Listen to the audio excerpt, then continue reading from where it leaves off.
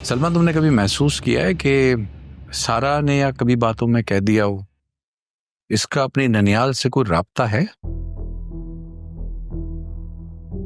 ननियाल से राब्ता? ऐसे कैसे हो सकता?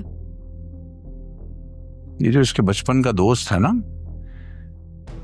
ये अगर इसका दोस्त है तो मुमकिन है इसके दोस्त का राब्ता हो। पता नहीं, मैं इतना जानती हूँ कि सारा हमसे कभी झूठ नहीं बोलती। वैसे भी हमने इस हवाले से कभी उससे कोई बात की ही नहीं है कि उसको कुछ जवाबन कहना पड़ा हो। लेकिन फिर भी वो क्योंकि आपसे बात कर रही है, तो अगर आपको कोई शक है तो बात करके दूर कर लीजिए। ये जो लड़का है ना अबरार, क्या नाम है इसका पहला? सरमद। हाँ, सरमद अबरार। ये अबरार नाम था इसके एक मामू का। सारा के मामू? आप कभी मिले उनसे? शायद कभी एक आध बार मिला हूं। सारा ने तो कभी अपनी माँ के बारे में भी ज्यादा बात नहीं की। छोटी थी तो पूछ लिया करती थी। वैसे तो हैदराबाद जाने से पहले मुझसे हर चीज शेयर किया करती थी, लेकिन जब से वो वापस आई है तो आपसे ही बात होती है उसकी।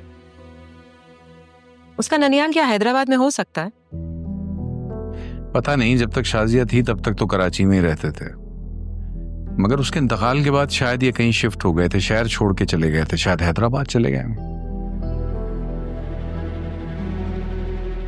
आई डोंट नो, लेकिन आपको ना पहले तसल्ली कर लेनी चाहिए उससे बात करने से पहले।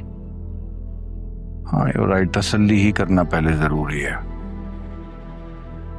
वो एक और बात करनी थी मुझे आपसे कि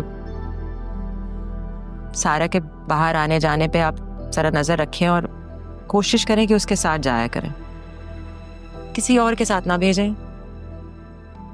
बाप में और कजन में बहुत फर्क होता है। ठीक ठीक।